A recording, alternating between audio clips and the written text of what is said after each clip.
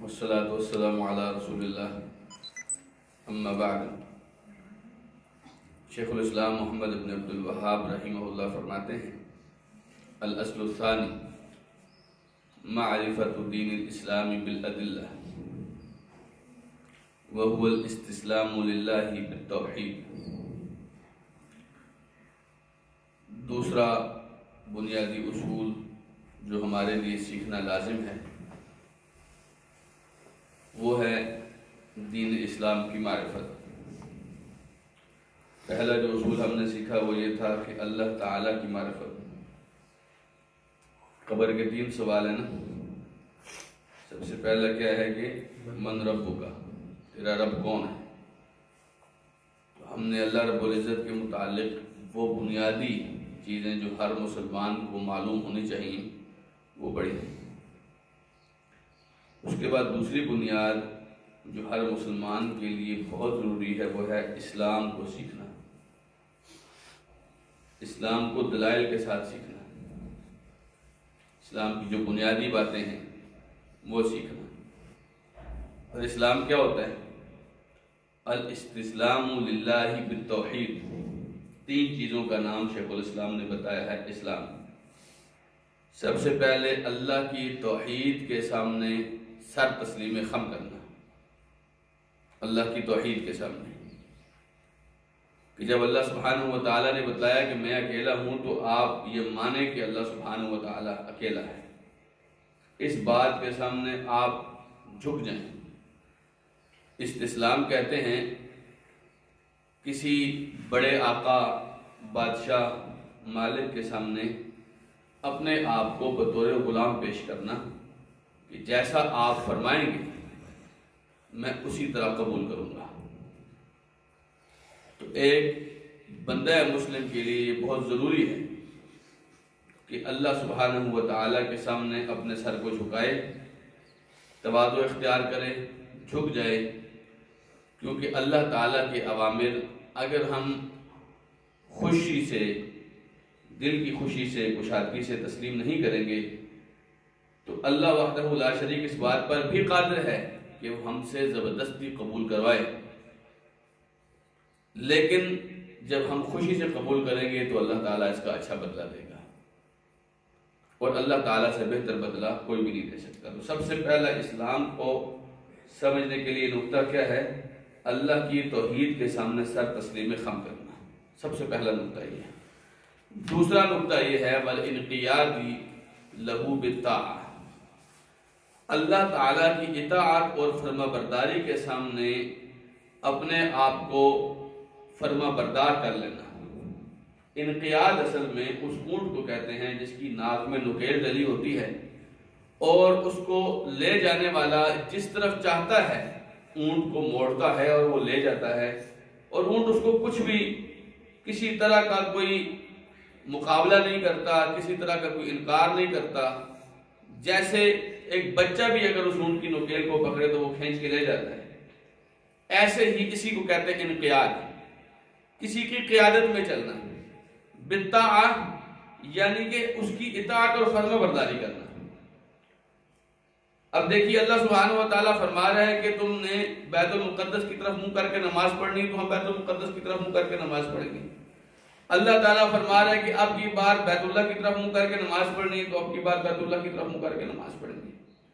اللہ تعالیٰ فرما رہا ہے کہ آج کے بعد شراب تمہارے لیے حرام ہے تو آج کے بعد شراب ہمارے لیے حرام ہے۔ حضرت انس کہتے ہیں مدینے کی گلیوں میں شراب بہہ رہی تھی۔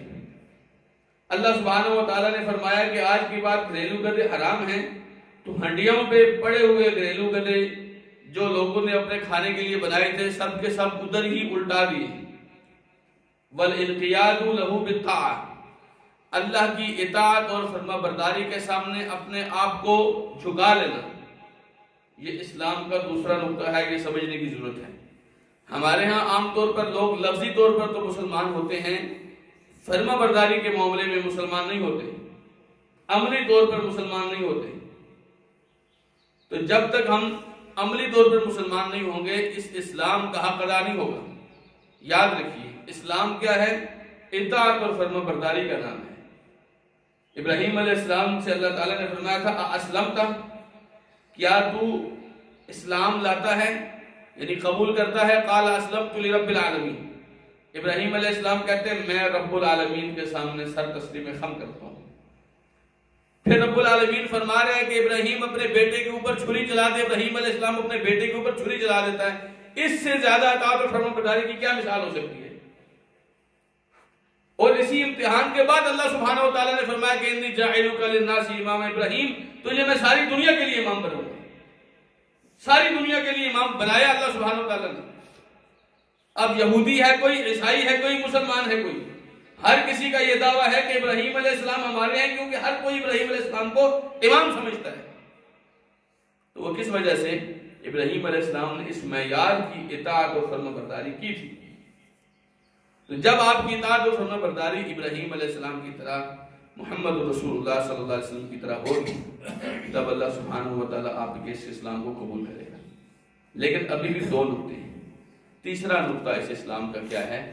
وہ ہے بَالْبَرَاءَةُ مِنَ الشِّرْكِ وَأَهْلِهِ، آپ تو اللہ کے ہو گئے لیکن سامنے والے اللہ کے نہیں ہیں۔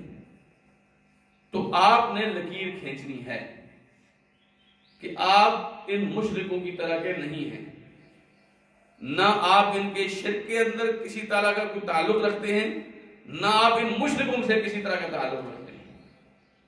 یاد رکھیے، بس اوقات انسان اپنی ذات کے اندر تو بڑا فرمانبردار ہوتا ہے، لیکن مشرکوں کے ساتھ بھی اس کا تعلق بڑا مضبوط ہوتا ہے، تو تب تک اللہ تعالیٰ آپ کا اسلام قبول ہی نہیں کرتا۔ دیکھیے ایک آدمی کہتا ہے میں بھی بڑا پکا مسلمان ہوں، اللہ کے علاوہ کوئی معبود نہیں ہے، لیکن وہ ساتھ میں یہ کہتا ہے ابو جہل بھی بہت زبردست آدمی تھا، تو کیا خیال ہے آپ کا؟ یہ کوئی اچھا مسلمان ہے؟ یہ تو اللہ کے دشمن کے ساتھ اتنی اس کی توصیف اور صفت بیان کر رہے ہیں۔ ایسے آدمی کا اسلام اللہ تعالیٰ کے ہاں قابل قبول نہیں ہے، یاد رکھیے۔ وَالْبَرَاءَةُ مِنَ الشِّرْكِ وَأَهْلِهِ، یہاں پر ہم عام طور پر سستی کا مظاہرہ کرتے ہیں۔ عام طور پر ہمیں یہ لگ رہا ہوتا ہے کہ میری چونکہ نمازیں بہت اچھی ہیں، میرے ماتھے پہ پڑا ہوا محراب ہے، میں رفع الیدین بڑے اچھے طریقے سے کر لیتا ہوں، تو یہ بہت کافی ہے۔ ایسا نہیں ہے۔ جب تک آپ مشرکوں سے لا تعلقی کا اعلان نہیں کریں گے، تب تک آپ کا اسلام اس معیار کا ہے ہی نہیں کہ آپ کو فرمانبردار کہا جائے۔ دیکھیے توحید کا سراسر تقاضا یہ ہے کہ شرک سے برات کی جائے۔ ایک آدمی غیر اللہ کی عبادت نہیں کرتا تو وہ غیر اللہ سے برات کرے نا، کہے کہ نہیں مانتا اس کو، صاف صاف بات کرے نا۔ یہ کیا بات ہے کہ ہم نے حافظ سے بگاڑی ہے، نہ شیطان سے کبھی دن کو مسجد میں رات کو میں کھانا ہے؟ ایسا کیسے ہے؟ تو جب تک آپ شرک اور اہل شرک سے، مشرکوں سے برات کا اعلان نہیں کرتے، لا تعلقی کا اعلان نہیں کرتے، ان سے اپنے آپ کو بالکل الگ تھلگ نہیں تصور کراتے، ان کے رہن سہن سے، ان کے تعلقات سے، ان کے رشتوں سے بالکل آپ ایک لکیر کھینچیں گے، بالکل پکی لکیر، تب جا کے اللہ سبحانہ وتعالیٰ تسلیم کرے گا کہ تو میرا ہے۔ جب تک آپ اللہ کے دشمنوں سے دور نہیں ہوں گے، آپ اللہ کے قریب نہیں ہو سکتے۔ اور اللہ سبحانہ وتعالیٰ کی فرمانبرداری کا سراسر تقاضا یہ ہے غیر اللہ کی کسی طرح کی کوئی فرمانبرداری نہ کی جائے۔ تو یہ برات، شرک اور اہل شرک سے برات بہت ضروری ہے۔ ابراہیم علیہ السلام جب اللہ تعالیٰ نے ان کو اس دنیا کا امام بنایا، وہاں اللہ تعالیٰ نے پورا قصہ نقل کیا سورہ ممتحنہ کے اندر۔ فرمایا کہ اذ قال ابراہیم، جب ابراہیم علیہ السلام نے کہا تھا، والذین معہ، اور صرف اکیلے ابراہیم نہیں تھے، ساتھ میں ابراہیم علیہ السلام کے ساتھی بھی تھے، انا براء منکم ومما تعبدون من دون اللہ، ہم تم سے بالکل لا تعلق ہے، بالکل لا تعلق ہے، اور ان سے بھی بالکل لا تعلق ہے جن کی تم اللہ کے علاوہ عبادت کرتے ہو۔ نہ ہمیں تمہاری ضرورت ہے، نہ تمہارے ان معبودوں کی ضرورت ہے۔ آپ کو میں بتاؤں کہ قیامت کے دن ہر آدمی کو اللہ سبحانہ وتعالیٰ اعلان کرے گا، لِيَلْحَقْ كُلٌّ مِّنْكُمْ، ہر تم میں سے ہر آدمی ادھر چلا جائے، مَن يَعْبُدُهُ، جس کی وہ عبادت کرتا تھا۔ تو فرمایا رسول اللہ صلی اللہ علیہ وسلم نے، صلیب کے پجاری صلیب کے پاس چلے جائیں گے، آگ کے پجاری آگ کے پاس چلے جائیں گے، بتوں کے پجاری بتوں کے پاس چلے جائیں گے، تو پھر اہل ایمان بچ جائیں گے اور اہل کتاب میں سے کچھ ضدی لوگ بچ جائیں گے۔ اللہ سبحانہ و تعالیٰ یہودیوں سے پوچھے گا کہ بتاؤ تم یہاں کیوں نہیں گئے، تم کس کی عبادت کرتے تھے؟ وہ کہیں گے ہم اللہ کے بیٹے عزیر کی عبادت کرتے تھے۔ اللہ سبحانہ و تعالیٰ فرمائے گا کذب تم جھوٹ بولتے ہو، اللہ کا کوئی بیٹا نہیں تھا، اللہ کی کوئی بیوی نہیں تھی، تم چاہتے کیا ہو؟ وہ کہیں گے پانی چاہیے ہمیں۔ نبی علیہ السلام نے فرمایا اللہ تعالیٰ جہنم کا جو راستہ ہے ان کے سامنے سراب لگا دے گا۔ اس کی سراب کا مطلب ہوتا ہے آپ دور سے دیکھتے ہیں تو پانی ہے، لیکن آپ قریب جاتے ہیں تو پانی نہیں ہوتا، پھر آپ دور سے دیکھتے ہیں تو پانی کھڑا ہے، آپ قریب جاتے ہیں تو پانی نہیں ہوتا۔ ان کو تو چاہیے تھا پانی، اللہ تعالیٰ فرمائے گا جاؤ پانی پیو۔ وہ اس سراب کو دیکھتے دیکھتے جائیں گے، جہنم کے قریب ہوتے ہوتے بالآخر اوندھے منہ جہنم میں گر جائیں گے۔ پھر عیسائیوں سے اللہ پوچھے گا بتاؤ تم کس کی عبادت کرتے ہو؟ وہ کہیں گے ہم اللہ کے بیٹے عیسیٰ کی عبادت کرتے تھے۔ اللہ فرمائے گا تم جھوٹ بولتے ہو، اللہ کا تو کوئی بیٹا نہیں تھا، تمہیں کیا چاہیے؟ وہ کہیں گے کہ ہم پانی پینا چاہتے ہیں۔ اللہ تعالیٰ ان کو بھی اسی طرح سراب سے گزار گزار کے جہنم میں پھینک دے گا۔ پھر اللہ تعالیٰ اہل ایمان سے پوچھے گا بتاؤ تم کیا چاہتے ہو؟ اہل ایمان کہیں گے، اللہ فرمائے گا کہ ہر کوئی اپنے اپنے معبود کے پاس چلا گیا ہے، تم یہاں کیوں کھڑے ہو؟ تو وہ کہیں گے ترکناہم فارقناہم ونحن احوج الیہ من اليوم، ہم نے تو ان کو تب چھوڑ دیا تھا جب ہمیں ان کی ضرورت تھی، ہم نے تو ان کو تب چھوڑ دیا تھا۔ دنیا میں کئی طرح کی قومیں تھی نا، ہم نہیں مانتے تھے ان کو، ہم نے ان کو چھوڑ دیا تھا، ہمیں اس وقت ضرورت تھی۔ دنیا میں ایک دوسرے کے ساتھ آپ کو چلنا پڑتا ہے، رہنا پڑتا ہے، لیکن وہاں یہ عقیدہ وہ فخر سے بیان کریں گے کہ ہم نے چھوڑ دیا تھا ان کو، کیوں؟ ہمیں حالانکہ ضرورت تھی ان کی، لیکن نہیں مانا ان کو، کیوں؟ ہمیں اپنے رب کریم سے ملنا تھا۔ توحید تو یہ ہے کہ خدا حشر میں کہہ دے یہ بندہ دو عالم سے خفا میرے لیے تھا، دنیا والوں کو لات مارنی پڑتی ہے۔ تو اللہ سبحانہ و تعالیٰ تب ان کے سامنے آئے گا اور فرمایا وَيُكْشَفُ عَنْ سَاقٍ، اللہ تعالیٰ پنڈلی سے حجاب ہٹائے گا، یہ اپنے رب کے سامنے سجدہ ریز ہو جائیں گے، یہ کہیں نہیں جائیں گے کیونکہ یہ اپنے رب کی عبادت کرتے تھے، اس کے ساتھ کسی کو شریک نہیں ٹھہراتے تھے۔ بھئی ان کا کوئی اور تھا ہی نہیں تو یہ کہاں جاتے؟ اور کوئی تھا، اور قیامت کے دن اس سے بڑا آپ کے لیے کوئی فائدہ نہیں ہو سکتا، اس سے بڑا اعزاز کوئی نہیں ہو سکتا کہ ہر کوئی اپنے اپنے معبود کے پاس جائے اور آپ کہیں ہمارا تو اللہ کے علاوہ ہے ہی کوئی نہیں تھا، ہم کدھر جائیں گے؟ ہم تو ایک اللہ کی عبادت کرتے تھے، بس وہی اسی کا انتظار کر رہے ہیں، اور تب رب کریم ان کے سامنے حجاب ہٹائے گا اور رب کریم کے سامنے سجدہ ریز ہو جائیں گے۔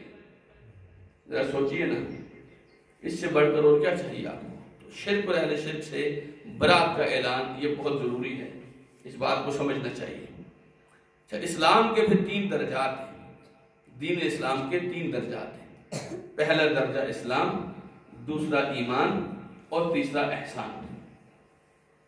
پھر ان 3 درجات میں سے ہر کسی کے اپنے اپنے ارکان ہیں۔ اسلام کے 5 ارکان ہیں، نبی کریم صلی اللہ علیہ وسلم نے فرمایا 2 طرح کی حدیث۔ ایک حدیث میں آپ نے فرمایا بنی الاسلام علی 5، شہادت ان لا الہ الا اللہ وان محمد رسول اللہ، وإقام الصلاة وإيتاء الزکاة وحج البیت من استطاع الیہ سبیلا وصوم رمضان۔ 2 شہادتیں ہیں، آپ نے گواہی دینی ہے کہ اللہ کے علاوہ کوئی معبود نہیں اور محمد کریم صلی اللہ علیہ وسلم اللہ کے رسول ہیں، نماز پڑھنی ہے، زکوٰۃ ادا کرنی ہے، روزے رکھنے ہیں رمضان کے، اور حج کرنا ہے اگر آپ کے پاس استطاعت ہے۔ یہ اسلام کے 5 ارکان ہیں۔ اور دوسری حدیث حدیث جبریل ہے، جبریل علیہ السلام نے فرمایا کہ اخبرنی عن الاسلام، مجھے آپ اسلام کے بارے میں بتائیے۔ تو رسول اللہ صلی اللہ علیہ وسلم نے فرمایا الاسلام ان تعبد اللہ، الاسلام ان تشهد ان لا الہ الا اللہ وان محمد عبدہ ورسولہ وتقیم الصلاۃ وتؤتی الزکاۃ وتصوم رمضان وتحج البیت ان استطعت الیہ سبیلا۔ اسلام یہ ہے کہ تم لا الہ الا اللہ محمد رسول اللہ کی گواہی دو، تم نماز پڑھو، 5 نمازیں پڑھو، تم زکوٰۃ ادا کرو، تم رمضان کے روزے رکھو، اور اگر آپ کے پاس حج کی استطاعت ہے تو حج کرو۔ یہ اسلام ہے۔ تو اسلام کے یہ 5 ارکان ہیں۔ ان 5 ارکان کی آگے شیخ الاسلام ابن محمد ابن عبد الوہاب رحمہ اللہ نے بہت زیادہ تفصیل کی ہے، اور اس کی دلیل بھی انہوں نے دی ہے. سب سے پہلے جو شہادت لا الہ الا اللہ ہے، آپ نے کیوں اس کی گواہی دینی ہے؟ اس کی دلیلیں قرآن میں موجود ہیں. اللہ سبحانہ و تعالیٰ نے فرمایا شہید اللہ انہ لا الہ الا اللہ. اللہ گواہی دیتا ہے. ایک چیز کی گواہی اللہ دیتا ہے تو ہم کیوں نہیں دیں گے؟ اللہ گواہی دیتا ہے کہ اس کے علاوہ کوئی معبود نہیں ہے.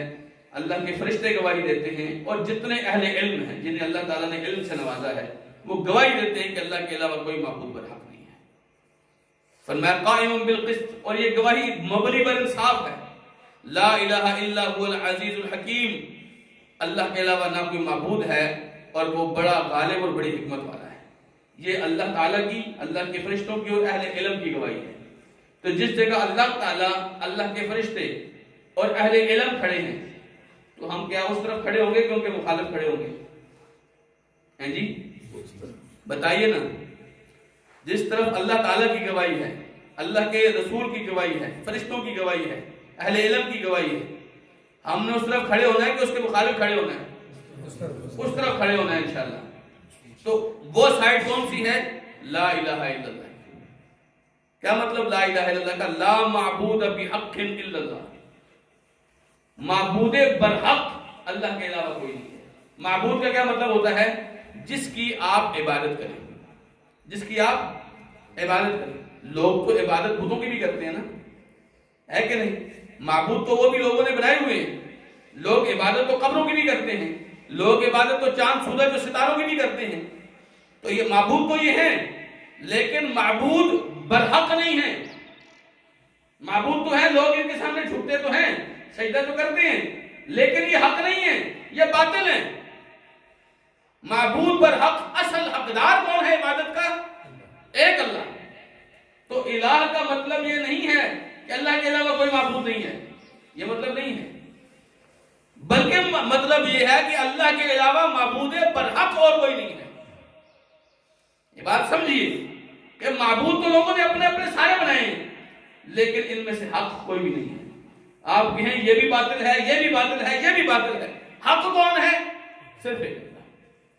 تو یہ لا الہ الا اللہ کا مطلب ہے، اور اللہ سبحانہ وتعالیٰ اس کی گواہی دیتا ہے. شیخ الاسلام محمد بن عبد الوہاب فرماتے ہیں لا الہ نافیا جمیع ما یعبد من دون اللہ. لا الہ کا جب ہم کہتے ہیں نا کوئی معبود برحق نہیں ہے، کوئی معبود برحق نہیں ہے. یہ جو الہ کے اوپر زبر آئی ہے جی، یہ طے کرتی ہے اس لا کا معنی. یہ جو زبر ہے نا یہ طے کرتی ہے اس لا کا معنی. وہ کیسے؟ عام طور پہ لا کا مطلب ہوتا ہے نہیں، عام طور پہ مطلب ہوتا ہے نہیں، لیکن جب یہ زبر آ جائے گی اس کا مطلب ہے کوئی بھی کسی بھی قسم کا معبود برحق نہیں ہے. کسی بھی قسم کا کوئی معبود برحق نہیں ہے. تو اس لیے آپ نے چاند ستاروں کی بھی نفی کر دی، وہ بھی معبود نہیں ہے. آپ نے آگ کی بھی نفی کر دی، وہ بھی معبود نہیں ہے. آپ نے بتوں کی بھی نفی کر دی، وہ بھی معبود نہیں ہے. حتیٰ کہ جن کو لوگ بڑا مقدس ہستیاں سمجھتے ہیں وہ ہیں بھی، اللہ کے انبیاء بھی، آپ ان کی بھی نفی کر رہے ہیں کہ وہ بھی معبود نہیں ہیں. پہلے آپ اپنے دل سے سب لوگوں کی معبود باطلہ کی محبت کو نکالیں گے. ایسا نہیں ہے کہ دل میں کسی اور کی بھی محبت اور آپ اللہ کی بھی ڈالتے ہیں، نہیں. فَمَن يَكْفُرْ بِالطَّاغُوتِ وَيُؤْمِنْ بِاللَّهِ. آپ نے پہلے طاغوت کا انکار کرنا ہے، پھر اللہ کی عبادت اور اللہ پر ایمان لانا ہے. پہلے طاغوت کا انکار. ایسا نہیں ہے آپ کے دل میں طاغوت بھی چھپا بیٹھا ہے اور پھر آپ لا الہ الا اللہ کی تسبیح بھی کر رہے ہیں اور آپ کا کام چلے گا. کام نہیں چلے گا، کلمہ قبول نہیں ہوگا. پھر کلمہ قبول کروانے کے لیے اللہ کے سامنے واضح کریں اللہ کوئی ہے ہی نہیں ہمارے دل میں. لا الہ، ترتیب دیکھیے نا کلمے کی اللہ تعالیٰ نے کیا رکھی ہے. لا الہ، کوئی ہے ہی نہیں، کسی قسم کا بھی نہیں ہے. اسے کہتے ہیں لائے نفی جنس. لائے نفی جنس یعنی کہ جو ہم معبود کی بات کر رہے ہیں اس معبود کے معنی کا کوئی ہے ہی نہیں ہے الا اللہ. جب آپ نے سب کو نکال دیا نا پھر آپ کہتے ہیں نا سوائے اللہ کے، پھر دل میں سوائے اللہ کی کوئی نہیں بچتا، پھر عقیدے میں سوائے اللہ کی کوئی نہیں بچتا، پھر نیت میں سوائے اللہ کی کوئی نہیں بچتا، پھر محبت میں سوائے اللہ کے کوئی نہیں بچتا، پھر توکل اور بھروسے میں سوائے اللہ کے کوئی بھی نہیں بچتا. پہلے آپ نے کیا کرنا ہے؟ باطلوں کو نکالنا ہے. بات سمجھیں؟ جب آپ کہتے ہیں الا اللہ مثبتاً العبادہ للہ وحدہ لا شریک لہ فی عبادتہ کما انہ لا شریک لہ فی ملکہ، جیسے اللہ کی بادشاہت کے اندر کوئی شریک ہے، کوئی آسمان کی بادشاہت کے اندر اللہ کا کوئی پارٹنر ہے، زمین بنانے میں اللہ کا کوئی ساتھی ہے، جب اللہ بنانے میں، بادشاہت میں، خلق میں، تدبیر میں اکیلا ہے تو عبادت کا حقدار بھی وہ اکیلا ہے، اس کے ساتھ اور کوئی بھی شریک نہیں ہے۔ یہ ہے لا الہ الا اللہ، کلمے کا پہلا جز۔ آپ نے 2 گواہیاں دینی ہیں نا، پہلی گواہی کیا ہے؟ لا الہ الا اللہ۔ یہ یاد رکھیے، بہت سارے علماء نے اس کی پھر شرطیں بیان کی ہیں، آج وقت نہیں ہے کہ میں آپ کے سامنے یہ شرطیں بھی رکھوں، لیکن حقیقی طور پر یہ شرطیں بہت ضروری ہیں۔ اسی طریقے سے کہتے ہیں وَتَفْسِيرُهَا الَّذِي يُوَضِّحُهَا قَوْلُهُ تَعَالَى، اس لا الہ الا اللہ کی تفسیر آپ یہاں ایک اور جگہ بھی دیکھ سکتے ہیں، وہ کیا ہے؟ وَإِذْ قَالَ إِبْرَاهِيمُ لِأَبِيهِ وَقَوْمِهِ إِنَّنِي بَرَاءٌ مِّمَّا تَعْبُدُونَ، ابراہیم علیہ السلام نے اپنے ابا جان سے اور اپنی قوم سے کہا تھا تم جتنے لوگوں کی عبادت کرتے ہو، جتنے بتوں کی عبادت کرتے ہو، میرا ان کے ساتھ کوئی تعلق نہیں، میں نہیں مانتا ان کو۔ إِلَّا الَّذِي فَطَرَنِي، سوائے اس کے جس نے مجھے پیدا کیا، اس کے جس نے مجھے پیدا کیا، یعنی تمہارے باقی ساروں کو میں نہیں مانتا سوائے اس کے جس نے مجھے پیدا کیا۔ فَإِنَّهُ سَيَهْدِينِ، کیونکہ یہ مجھے ہدایت دے گا۔ اور پیدا آپ کو کس نے کیا؟ اللہ کے علاوہ باقی سب سے آپ لا تعلقی کا اعلان کریں گے۔ مطلب سمجھ آ گیا نا؟ ابراہیم علیہ السلام نے پریکٹیکل کیا نا، جا کے کہہ دیا تم سورج چاند کی بات کرتے ہو، میں نہیں مانتا۔ اور یہ بڑی تفصیلی قصہ ہے نا، کہتے ہیں میں سورج میرا رب ہے، اگلے دن کہتے ہیں نہیں ہے، یہ تو ڈوب گیا ہے۔ ستارہ میرا رب ہے، اگلے دن کہتے ہیں یہ تو نظر ہی نہیں آ رہا۔ چاند میرا رب ہے، اگلے دن کہتے ہیں یہ کدھر گیا ہے جی؟ تو کہتے ہیں میں تمہارے ان سارے معبودوں سے بری ہوں سوائے اس اللہ کے جس نے مجھے پیدا کیا، کیونکہ وہ مجھے جلدی میری رہنمائی کرے گا۔ وَجَعَلَهَا كَلِمَةً بَاقِيَةً فِي عَقِبِهِ لَعَلَّهُمْ يَرْجِعُونَ، اور پھر ابراہیم علیہ السلام نے اس توحید کے کلمے پر ایسی پختگی اختیار کی کہ رہتی نسلوں تک ابراہیم علیہ السلام کی توحید چلتی رہی، رہتی نسل۔ اس کے بعد تو یہ ابراہیم علیہ السلام کا لقب ہو گیا ابو الانبیاء۔ اب کی بار ابراہیم علیہ السلام کی نسل میں اللہ تعالیٰ نبی بھیجتا تھا، اور اس دنیا کے سب سے افضل ترین نبی اور رسول محمد رسول اللہ صلی اللہ علیہ وسلم ابراہیم علیہ السلام کی نسل سے آئے۔ اہل توحید کے سب سے بڑے سردار ابراہیم علیہ السلام تھے، اور وہ کیسے بنے؟ صاف کہتے تھے نہیں مانتا، ہماری طرح جھول رکھ کر، ٹال مٹول کر کے، بیچ کا راستہ اختیار کر کے، مداحنت دکھا کر، کمزوری دکھا کر یہ کہنا کہ ہماری تعداد ہی کتنی ہے جی، ہم اتنی جلدی نہیں کہہ سکتے ایسی بات۔ میرے بھائی آپ نے تعداد کو کیا کرنا ہے؟ آپ اللہ کی سائڈ پہ کھڑے ہو بس۔ ابراہیم علیہ السلام کے ساتھ کتنے لوگ تھے؟ آگ میں لوگ پھینک رہے تھے، کتنے لوگ تھے آگ سے بچانے والے؟ کوئی نہیں۔ اللہ نے اپنے فرشتے بھیجے، ایک بات کرتے ہیں حسبی اللہ، مجھے ضرورت بھی نہیں ہے، مجھے ضرورت بھی نہیں ہے، لا الہ الا ہو، اس کے علاوہ کوئی معبود ہے ہی نہیں کہ میں اسے مدد مانگوں، مجھے تو کوئی ضرورت نہیں ہے۔ علیہ توکلت وہو رب العرش العظیم۔ حضرت عبداللہ ابن عباس کہتے ہیں ابراہیم علیہ السلام کو جب آگ میں پھینکا جا رہا تھا تو ابراہیم علیہ السلام نے یہ دعا پڑھی تھی، حسبی اللہ، مجھے اللہ کافی ہے۔ اور جب محمد رسول اللہ صلی اللہ علیہ وسلم کے گرد کافروں نے پورے گھر کے ارد گرد گھیرا کر لیا تھا، ٹھیک ہے، تب نبی علیہ السلام نے یہ دعا پڑھی تھی۔ لوگ کہتے تھے کہ ان الناس قد جمعوا لکم فخشوہم، لوگ تمہارے گرد جمع ہو گئے ہیں، ان سے ڈرو۔ وہ کہتے تھے ہم اللہ کے علاوہ کسی سے نہیں ڈرتے۔ اللہ نے نکالا کہ نہیں نکالا؟ کہاں کہاں سے نکال کے لایا؟ تو یاد رکھیے، آپ اپنی تعداد پہ، آپ کو اپنی تعداد پہ بھروسہ ہے۔ وَيَوْمَ حُنَيْنٍ إِذْ أَعْجَبَتْكُمْ كَثْرَتُكُمْ فَلَمْ تُغْنِ عَنْكُمْ شَيْئًا وَضَاقَتْ عَلَيْكُمُ الْأَرْضُ بِمَا رَحُبَتْ ثُمَّ وَلَّيْتُم مُدْبِرِينَ۔ حنین کا واقعہ یاد کرو، حنین میں ہم لڑ رہے تھے، رسول اللہ کے صحابہ لڑ رہے تھے، صحابہ، لیکن فرمایا یاد کرو جب تم اپنی تعداد دے کر اندر سے اندر خوش ہو رہے تھے، اندر خوش ہو رہے تھے کہ ہم 313 تھے تو لڑ پڑتے تھے، اب صاحب 313 تھے تو لڑ پڑتے تھے نا، آج ہم زیادہ ہیں کافر کم ہیں، تو آج تو جیتے ہی جیتے، پر میں کچھ بھی تمہارے کام نہیں آیا، زمین اتنی بڑی میں نے بنائی ہے پھر بھی تنگ ہوگی تھی تمہارے لیے، تو پیٹ پھیر کے واپس نکلنے لگے تھے۔ انہیں یہ رسول اللہ کی صحابت ہے، جب انہیں اپنی کثرت کے اوپر ناز تھا، اللہ تعالیٰ کثرت نہیں دیکھتا، پھر وہ نہیں جیت سکے تھے اس طرح بدر بھی جیتے تھے۔ کیوں؟ اس دن ان کو لگا تھا کہ ہم اپنی کثرت کے بلبوتے پہ جیت جائیں گے، حالانکہ مسلمان کبھی بھی کثرت کے اوپر بھروسہ نہیں کرتا، مسلمان کے بھروسے کا مرکز کیا ہے؟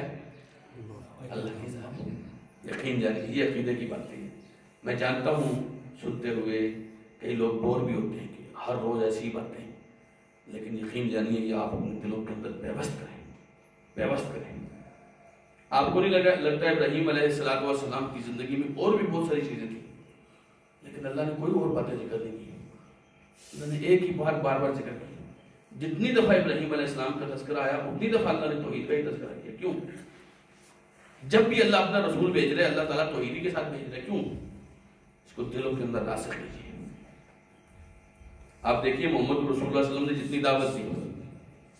جتنی دعوت دی، اس ساری دعوت کے باوجود اللہ تعالیٰ فرماتا ہے وَعْلَمْ أَنَّهُ لَا إِلَهَ إِلَّا اللَّهُ، اے میرے پیغمبر آپ کی لا الہ الا اللہ کا مطلب، مفہوم، تقاضا، شرائط یہ سمجھیے، اس کا علم حاصل کیجیے، بہت ضروری چیز ہے۔